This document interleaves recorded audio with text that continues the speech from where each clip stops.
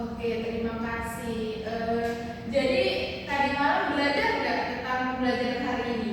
Enggak, Iya, Ibu. Oh, enggak. Jadi sekarang belajarnya apa? Alam. Alam. Jadi IPA dan IPS. Jadi mata pelajaran IPAS. Sebelum Ibu masuk ke dalam pembelajarannya, jadi kita hari ini akan mempelajari bermacam-macam perubahan lingkungan nih, baik karena faktor alam maupun faktor manusia. Selain itu, kita juga akan belajar memberi solusi terkait permasalahan-permasalahan di lingkungan. Nah, sebelum memulai pembelajaran pada pagi hari ini, tadi kan ada yang belum sarapan ya? Kayaknya Kak Nesa ini masih ngantuk. Jadi gimana kalau kita SBK dulu? Boleh. Mungkin bisa berdiri semua ya, anak-anak.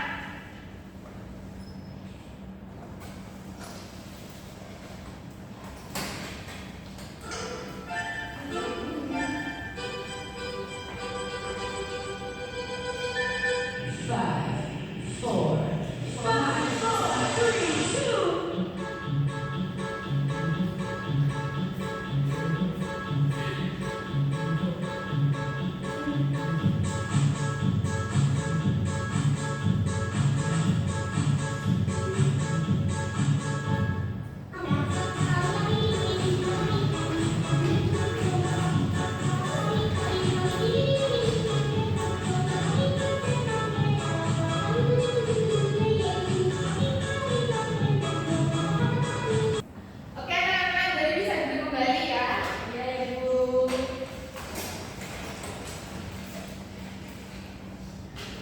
Sebelum Ibu menjelaskan, Ibu bertanya, pernah nggak kalian di rumahnya menemukan selokan atau sungai penuh dengan sampah? Pernah. Kira-kira itu karena apa ya?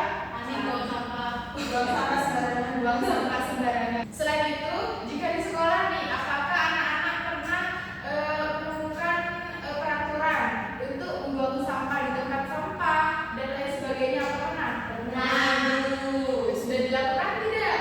Sudah, pintar.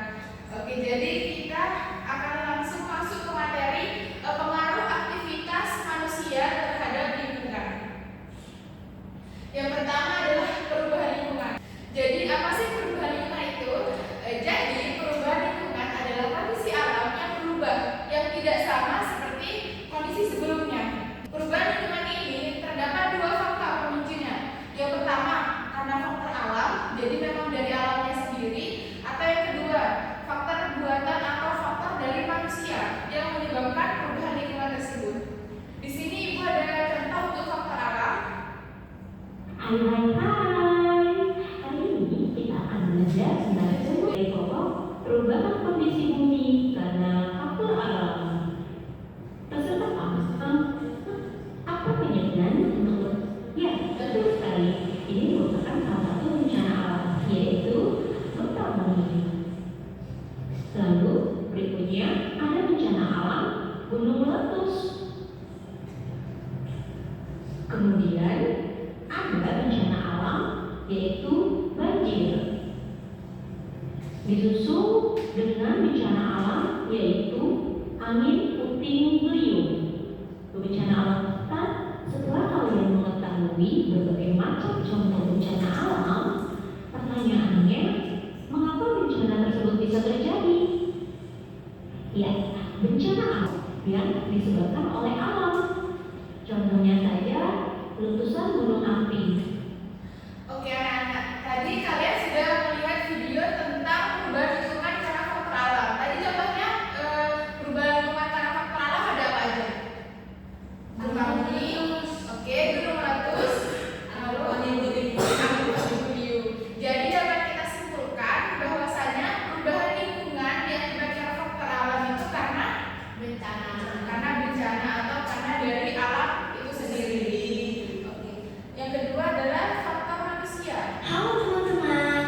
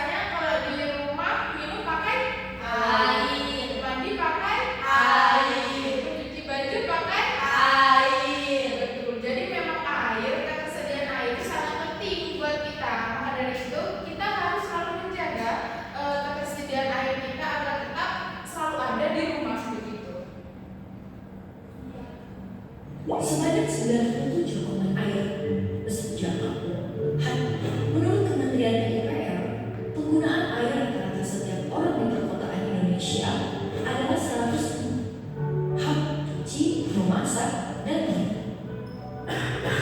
Tak habis terus-menerus oleh manusia.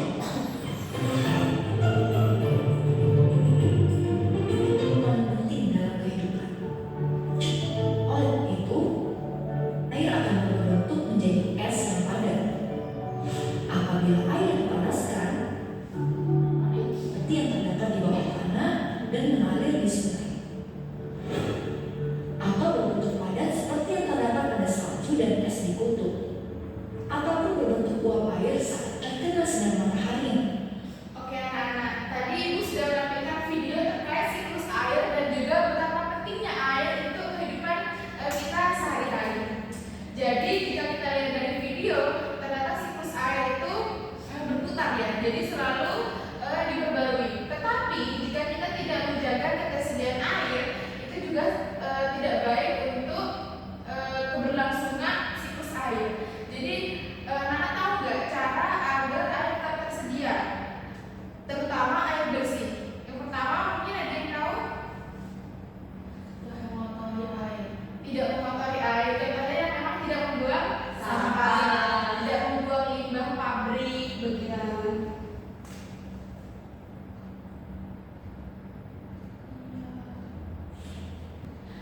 Baik, yang berikutnya adalah hubungan manusia dengan ekosistem. Jadi manusia itu tidak bisa berdiri sendiri, tidak bisa hidup sendiri.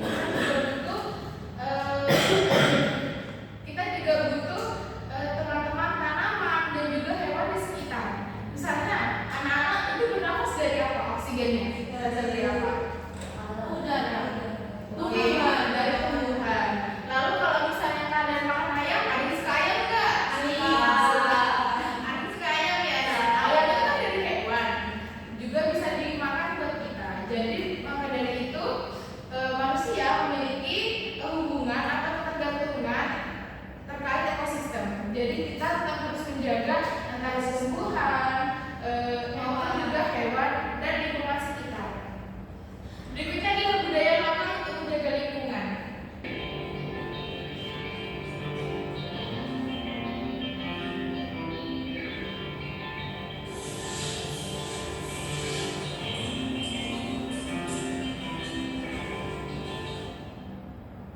Baik, dari contoh video yang Ibu tadi tampilkan, contoh budaya lokal untuk menjaga lingkungan tadi apa? Menjaga Kerja bakti. bakti, gotong royong. Kira-kira di rumah kalian ada kerja bakti nggak? Ada. Ada siapa yang pernah nggak ikut kerja bakti? Ani. Kemana mau nggak ikut kerja bakti kan? Tidur. Oke, yang ini budaya lokal yang kedua. Kamu terus di pagi hari ini bisa terlambat sekolah. Dengan terburu-buru, kamu mandi dan dengan hal biasa seperti itu tidak biasa kita karena secara tidak langsung penggunaan listrik yang berlebihan berpengaruh pada pemanasan global. Itu adalah fenomena lingkungan. Oke, jadi tadi Ibu sudah menampilkan sebuah video salah satu budaya lokal untuk menjaga lingkungan. Salah satunya adalah menghemat listrik atau listrik. Oke, jadi di rumah apa anak sudah pernah menghemat listrik nggak? Sudah. Contohnya pertama, Mematikan TV, lampu. mematikan lampu, mematikan TV jika tidak Digunakan.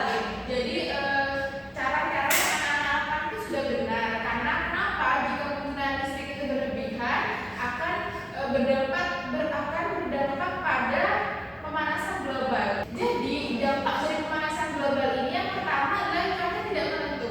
Anak-anak tahu nggak di rumahnya itu kadang hujan, kadang tiba-tiba panas gitu ya. Jadi tidak ada waktu tertentu. Jadi itu diakibatkan karena pemanasan global. Maka dari itu mulai dari saat ini kita harus menjaga atau menghemat energi atau energi.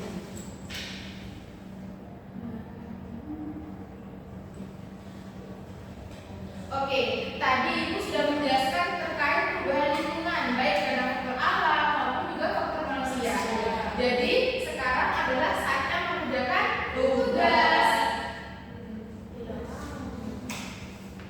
Jadi Ibu di sini punya lembar kerja untuk mandiri ya. Saya lihat ini. Jadi ini LKPD bumi kita terancam bahaya. Jadi di sini ada nama,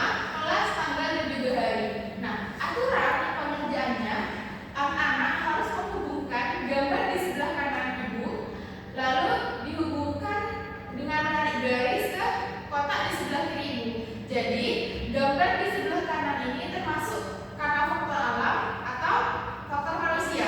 Jadi misalnya gunung meletus, dibaca sebelah kirinya langsung ditarik garis. Ibu beri waktu 15 menit cukup? Iya. Cukup ya? Jadi ibu akan bagikan.